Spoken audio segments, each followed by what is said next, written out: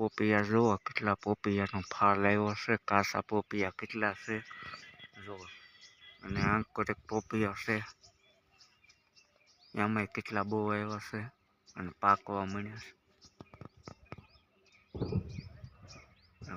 પાકવા મળ્યા છે. અને આ પોપિયો એક ભાંગી ગયો જો,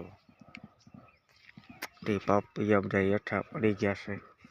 પોપિયો ભાંગી ગયો એટલે બધું હેઠા પડીને જો બધા છૂટા પડી ગયા, કારણ કે અલખર પોપિયાનો ફાલ જ એટલે આવ્યા છે બધે